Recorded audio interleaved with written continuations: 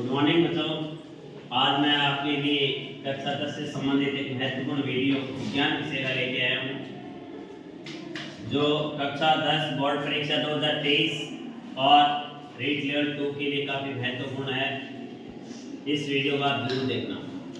पहला प्रश्न है,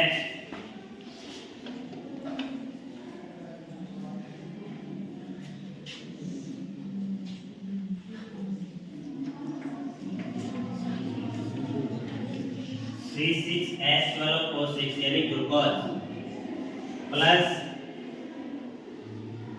ऑक्सीजन CO2 बाहर निकलेगी, कुछ मात्रा जल की बनेगी और कुछ से ऊर्जा बाहर निकलेगी।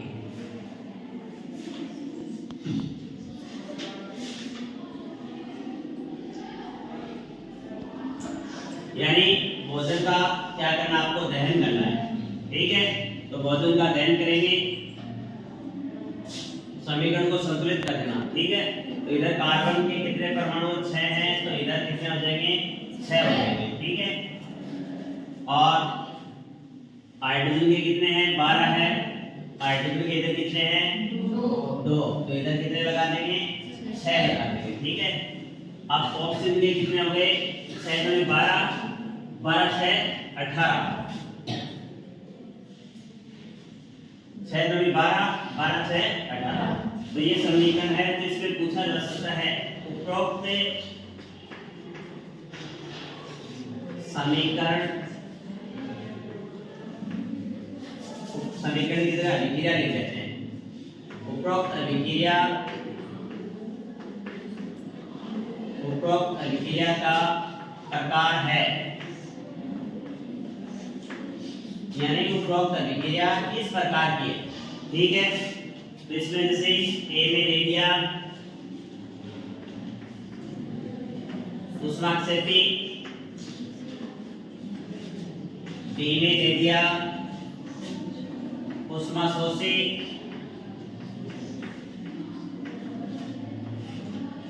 सी में दे दिया अपचयन और डी में दे दिया विस्थापन। तो ये अभिक्रिया किस प्रकार की है, ये अभिक्रिया जिसमें ऊष्मा बाहर निकल रही है, तो ये ऊष्माक्षेपी अभिक्रिया है। तो इसका उत्तर होगा ए। दूसरा प्रश्न,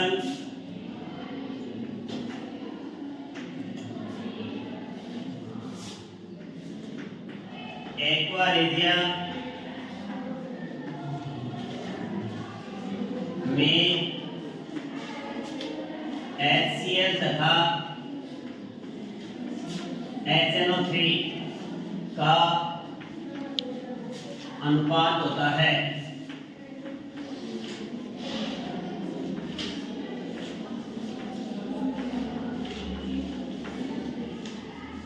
तो एक्वा रेजिया में, सॉरी इसमें H+O4 होगा, HCl सही है। HCl तथा HNO3 का अनुपात होता है। इसमें ऑप्शन दे रहा हूं आपको, 1:2, बी में है 2:1, सी में है 3:1 और डी में है 1:3। तो इसका उत्तर क्या होगा बच्चों, सी होगा, 3:1 होता है। एक्वा रेजिया HCl का HNO3 का एक भवकता हुआ यानी विलयन होता है, जो सोने को भी जला सकता है। प्रश्न नंबर 3, द्रव्य अवस्था में पाई जाने वाली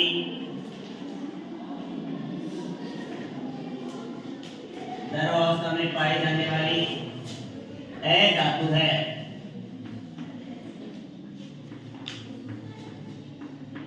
ऑप्शन दे रहा हूं, उसमें ए में है पारा, बी में है लोहा, सी में है तांबा और डी में है ब्रोमीन। तो इसका उत्तर क्या होगा? द्रव अवस्था में पाए जाने वाले ए धातु पूछा है, ए धातु होती है बच्चों ब्रोमीन, तो इसका उत्तर हो जाएगा डी। और अगर ये पूछे कि द्रव अवस्था में पाए जाने वाली धातु कौन सी है, तो इसका उत्तर होगा पारा। प्रश्न नंबर 4,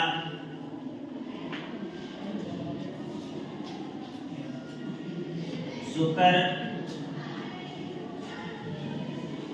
ग्रह पर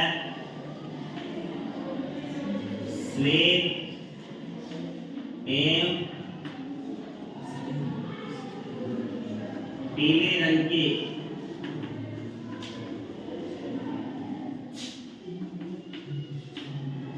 बादलों का समूह इस कारण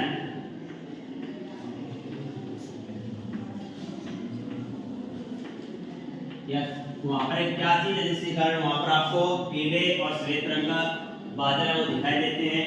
तो इसमें ऑप्शन दे रहा हूं मैं, HNO3 के कारण, बी में है H2SO4, HNO3 को नाइट्रिक अम्ल बोलते हैं, H2SO4 को सल्फ्यूरिक अम्ल बोलते हैं, HCl हाइड्रोक्लोरिक अम्ल, NaOH सोडियम हाइड्रोक्साइड। तो इसका उत्तर क्या होगा बच्चों? H2SO4 सल्फ्यूरिक अम्ल के कारण वहां पर श्वेत और पीले बादलों का समूह दिखाई देता है, तो इसका उत्तर होगा बी। अगला प्रश्न,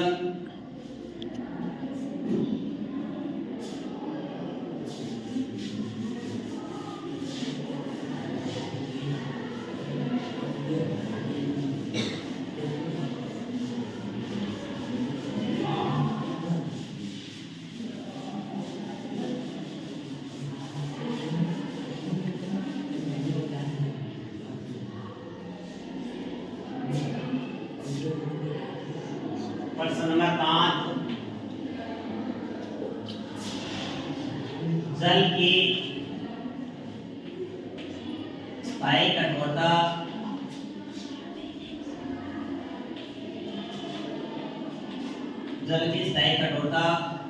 दूर करने के लिए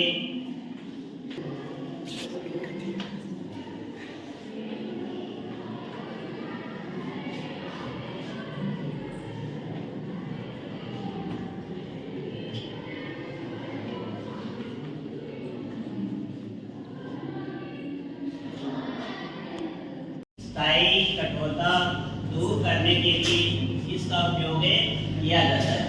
इसमें मैं आपको ऑप्शन दे रहा हूं, ए में NaHCO3 यानी सोडियम हाइड्रोजन कार्बोनेट, बी में है जिप्सम,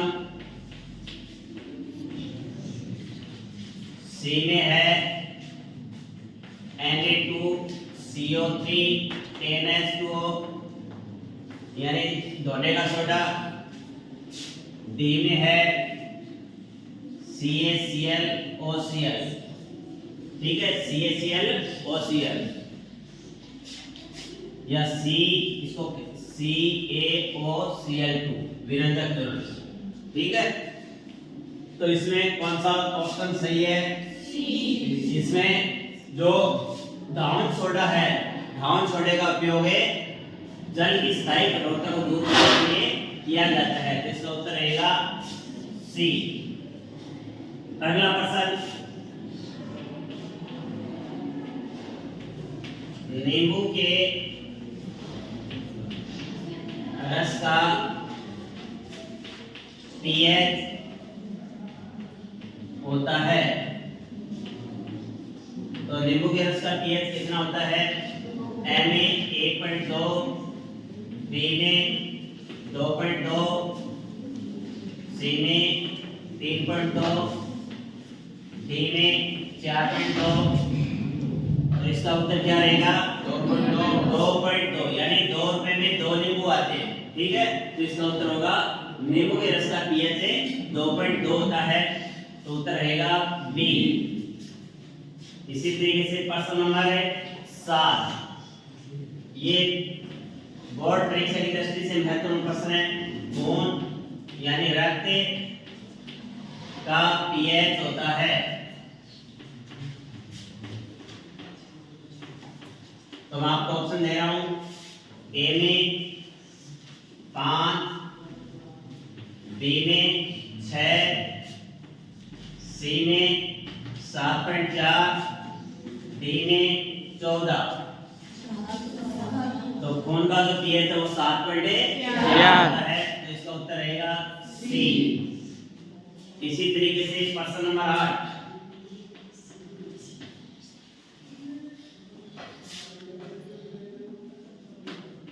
नेटल के डंक में पाए जाने वाले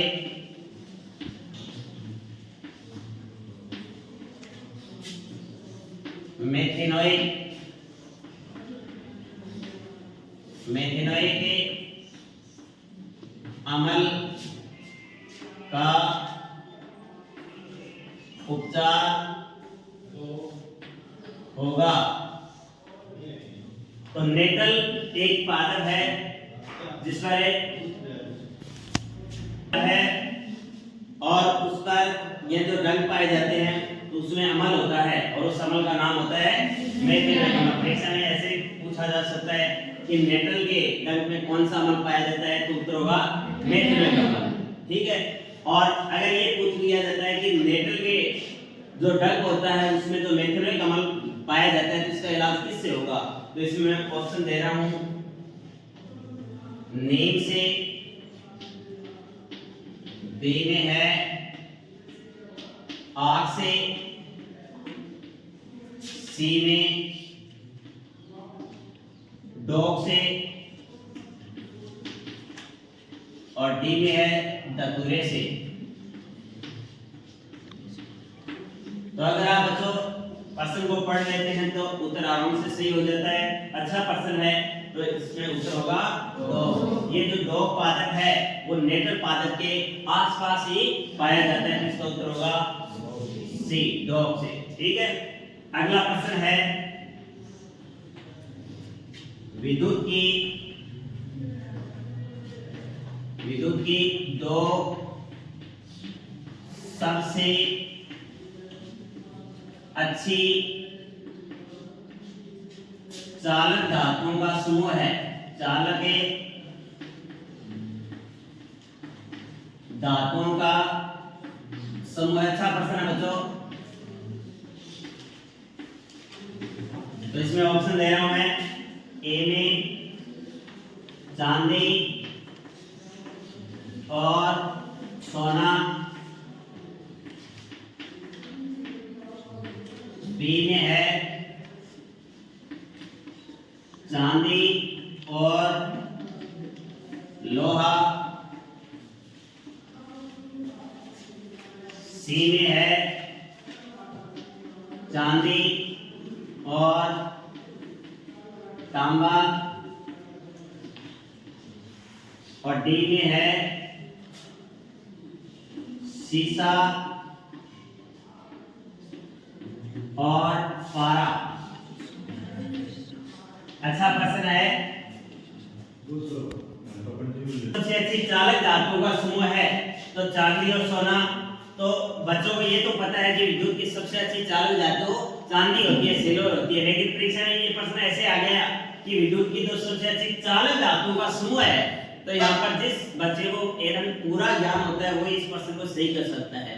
तो इसमें चांदी और सोना नहीं होगी, चांदी और लोहा नहीं होंगे, चांदी और तांबा होंगे। तो इसका सही उत्तर क्या होगा? सी होगा, चांदी और तांबा। ठीक है। और अगर ये पूछ लिया जाता है कि विद्युत की दो पूर्वचालक धातुओं का समूह है, प्रश्न क्या अगर ये आ जाए कि विद्युत की दो पूर्वचालक धातुओं का समूह है तो उत्तर होगा सीसा और पारा। ये प्रश्न हो गया विद्युत की सबसे अच्छी चालक धातुओं का समूह है चांदी और सोना, चांदी और लोहा, चांदी और तांबा विद्युत की सबसे अच्छी चालक धातु है। और अगर ये प्रश्न इस प्रकार आ जाए कि विद्युत की दो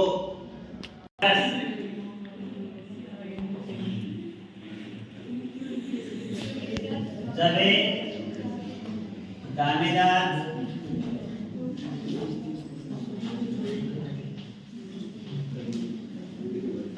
जिनकी सल्फ्यूरिक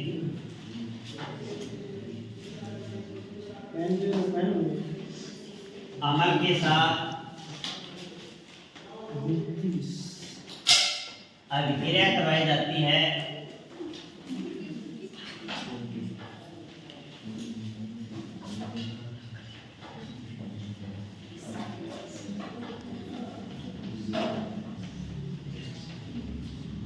तो कौन सी गैस बाहर निकलती है? तो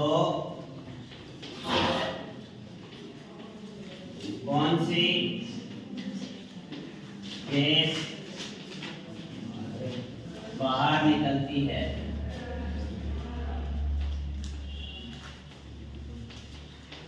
तो इसमें ऑप्शन दे रहा हूं आपको मैं, यानी ये समीकरण है जब दानेदार जिंक Zn प्लस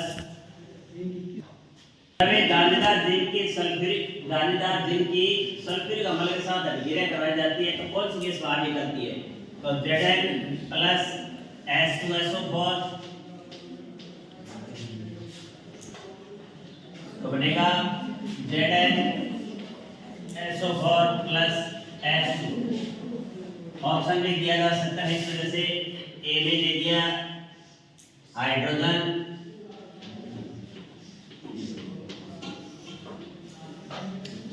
बी में दे दिया ऑक्सीजन, सी में दे दिया नाइट्रोजन और डी में दे दिया नियॉन।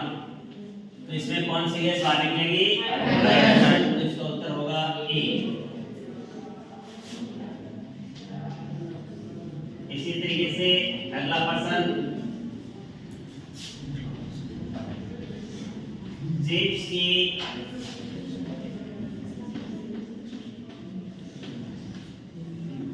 थैलियों में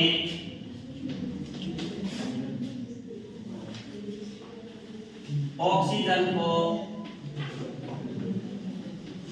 बाहर निकालकर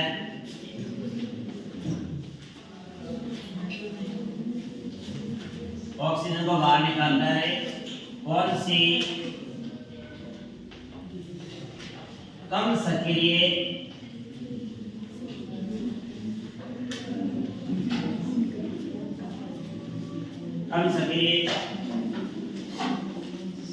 गैस से भरी जाती है? ऑप्शन है इसमें नाइट्रोजन, बी में है ऑक्सीजन, सी में है हाइड्रोजन और डी में है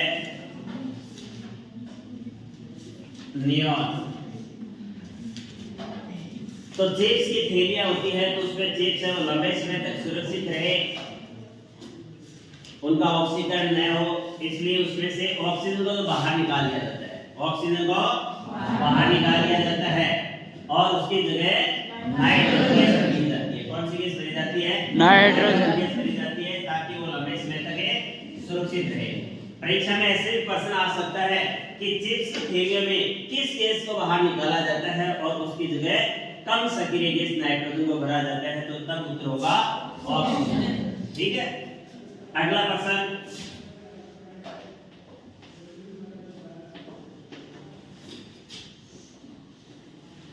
अम्लीय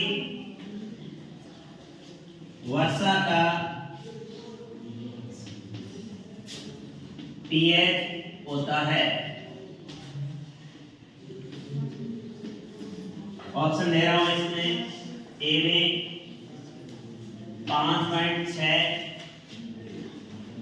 बी में 5.6 से कम, सी में 5.6 से अधिक डी में 14। तो बच्चों जब अम्लीय अवस्था होती है तब अगर उस पानी या उस बरसात का पीएच 5.6 से कम होता है तो जो बरसात होती है उसको क्या कहा जाता है? अम्लीय बरसात कहा जाता है। तो इसका उत्तर होगा बी। इसी से रिलेटेड प्रश्न है, अगर ये प्रश्न आ जाए, मुंह का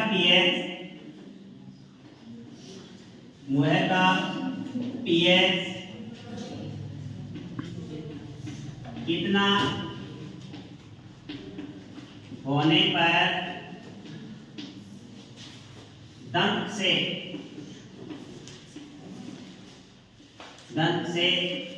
प्रारंभ हो जाता है? यानी आपके जो दांत होते हैं उनका जो सफेद आवरण होता है जिसको इनेमल कहा जाता है, दंत फलक कहा जाता है, वो धीरे धीरे क्षय होना शुरू हो जाता है। तो ये कितना पीएच होने पर दांतों का जो क्षय प्रारंभ हो जाता है? तो इसमें ऑप्शन दे रहा हूं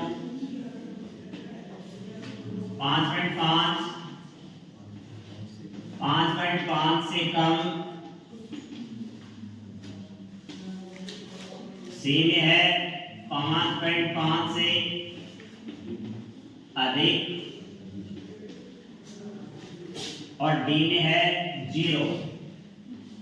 ठीक है, तो अगर मुंह का पीएच 5.5 से कम हो जाता है, कितना हो जाता है? 5.5 से कम हो जाता है, तो आपके दांतों का जो सफेद आवरण होता है वो क्षय होना शुरू हो जाता है। तो इसका उत्तर होगा बी।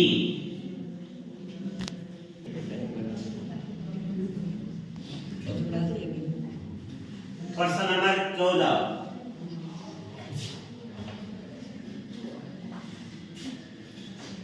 शरीर का सबसे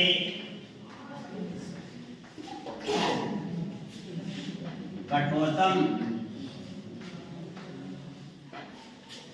भाग है? तो ऑप्शन दे रहा हूं इसमें, ए में इनेमल, बी में फीमर, सी में स्टेपी,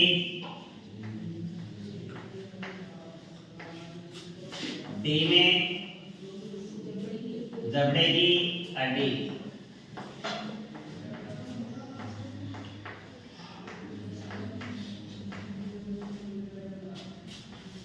तो बच्चों जो अपने दांतों का सफेद आवरण जो इनेमल होता है वो सबसे कठोरतम भाग होता है।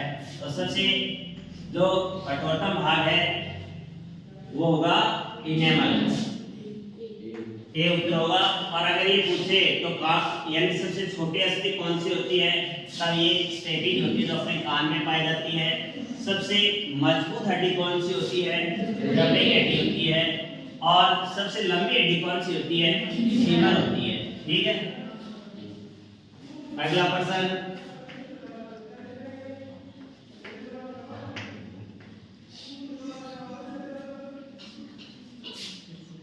अवायवीय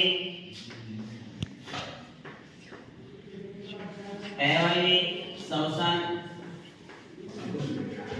किसमें होता है? अवायवीय श्वसन किसमें होता है? इसमें आपको ऑप्शन दिए जा रहे हैं। ए में दे दिया जैसे माइटोकॉन्ड्रिया में,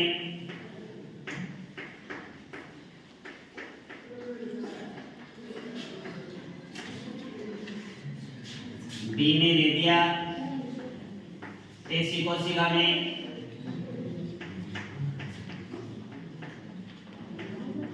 सी में दे दिया हरित लवक में, और डी में दे दिया ईस्ट में। तो बच्चों कौन सा उत्तर होगा सही? इसमें ईस्ट होगा। यानी जो वायवीय श्वसन वो माइटोकॉन्ड्रिया में होता है, और जब ऑक्सीजन का अभाव होता है तब यानी श्वसन पेशी कोशिका से संबंधित होगा, और ईस्ट है, इसमें एवाई में शोषण होता है, एरोबिक रेस्पिरेशन।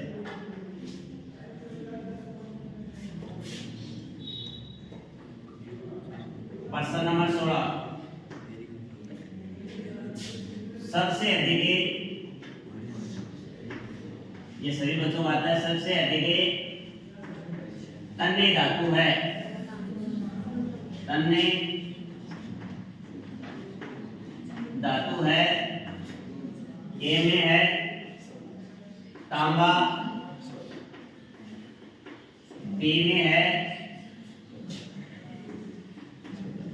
सल्फर, सी में है चांदी और डी में है सोना। तो सबसे अधिक तन्य धातु है वो सोना होती है बच्चों। 1 ग्राम सोने से आप 2 किलोमीटर लंबा तारे बना सकते हैं। धातु का वह गुण जिसके कारण उसको खींच करके लंबे तार के रूप में बदल सकते हैं, तन्यता कहलाता है। ठीक है, और धातुओं का वह गुण जिसके कारण उसको पीट करके पतली चादर के रूप में डाला जा सकता है, आघात वर्धिता कहलाता है। अगला प्रश्न,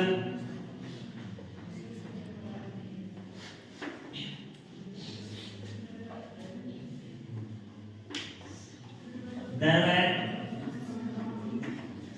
अवस्था में और कमरे के ताप पर, कमरे के ताप पर, यानी कमरे के ताप पर द्रव अवस्था में पाई जाने वाली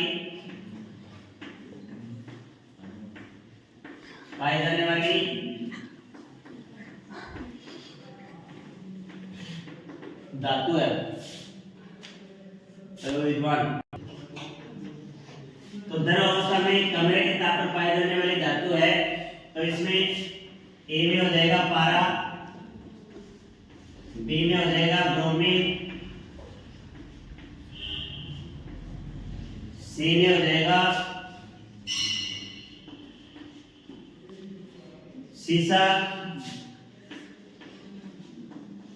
और डी में हो जाएगा निकल।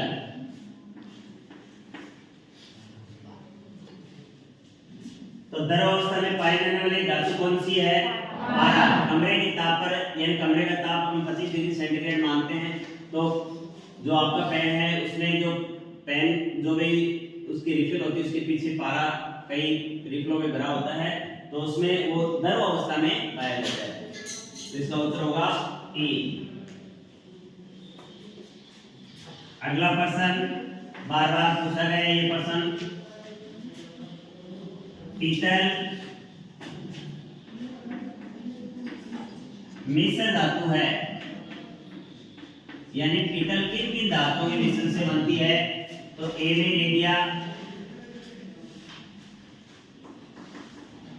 तांबा प्लस जस्ता, बी में रेडिया, तांबा प्लस टीन, सी में रेडिया, तांबा प्लस सोना और डी में रेडिया, तांबा प्लस चांदी। तो पीतल है, उसके बर्तन बरसात में कैसे हो जाते हैं, यानी मलिन हो जाते हैं, रंग चेंज हो जाता है, तो इसलिए हम कह सकते हैं कि तांबा और जस्ता यानी कोजी। ठीक है, तो कॉपर प्लस जिंक, जो पीतल के बर्तन हैं वो तांबे और जस्ते से मिलकर बने होते हैं। अगर इसी से रिलेटेड प्रश्न आ सकता है, इतनी देर आपको पूछा जा सकता है कांसा, तो कांसा मिश्र धातु है, यानी कांसा किन किन धातुओं के मिश्रण से बनती है? तो कांसा ऑप्शन दे रहा हूं आपको, तांबा प्लस जस्ता, बी में होगा तांबा प्लस टीन, सी में तांबा प्लस सोना और डी में तांबा प्लस से चांदी। तो कौन सा है वो तांबा और टीन की मिश्र धातु है। प्रश्न नंबर 20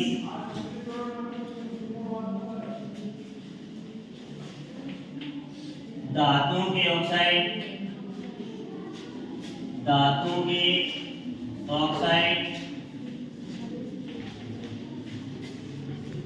होते हैं। धातुओं के ऑक्साइड ए में ले दिया अम्लीय, बी में ले दिया क्षारीय,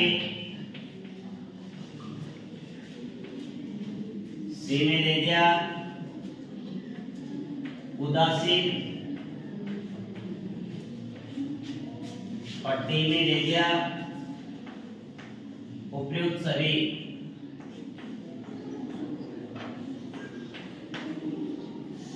तो बच्चों धातुओं के जो ऑक्साइड होते हैं वो कैसे होते हैं? क्षारीय होते हैं। धातुओं के ऑक्साइड कैसे होते हैं? क्षारीय होते हैं। तो उत्तर होगा बी। और अगर यही प्रश्न पूछा जाए कि ए धातुओं के ऑक्साइड होते हैं, ए धातुओं के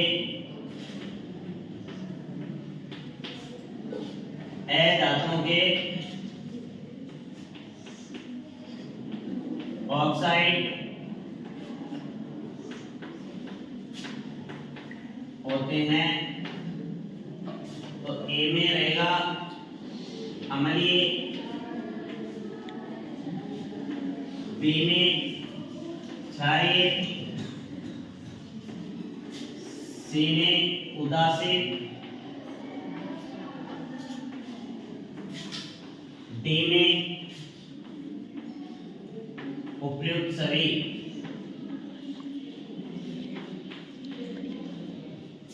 तो ए धातुओं के जो ऑक्साइड होते हैं वो अम्लीय प्रकृति के होते हैं। ए धातु के ऑक्साइड किस प्रकृति के होते हैं? अम्लीय प्रकृति के होते हैं।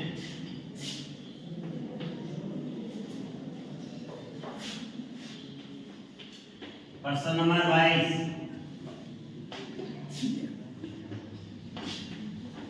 उदासीन विलयन का पीएच होता है। तो इसमें डायरेक्ट उत्तर बताऊंगा बच्चों आपको। तो उदासीन विलयन का पीएच कितना होता है? 7 होता है।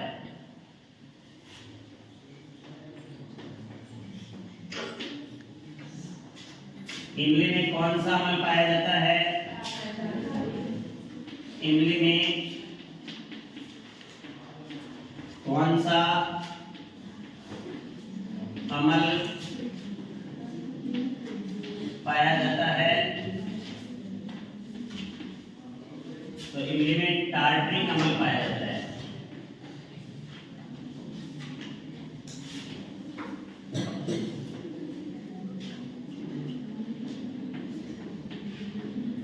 सिरके में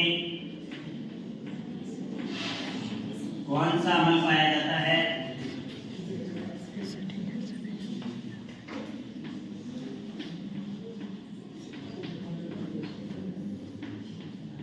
तो इसका उत्तर होगा एसिटिक अम्ल। सिरके में एसिटिक अम्ल पाया जाता है।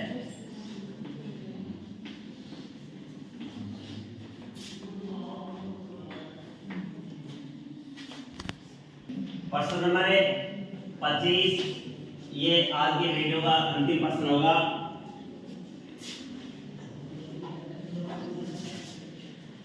तारों की परस्पर यानी विद्युत तारों की परस्पर वेल्डिंग करने में या जोड़ने में, वेल्डिंग करने या इसको बोले जोड़ने में, वेल्डिंग करने में किस मिश्र धातु का उपयोग किया जाता है? उपयोग किया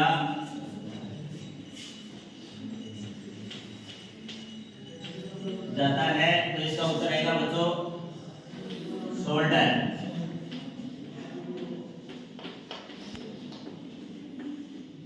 ठीक है, और सोल्डरेट सीसा लेड प्लस टिन की मिश्र धातु है। जो सोल्डर है वो किससे मिलकर बनती है, यानी लेड यानी सीसा प्लस टिन की मिश्र धातु है। तो आपका अपना वीडियो आपको कैसा लगा, इसको लाइक जरूर करना। थैंक्स।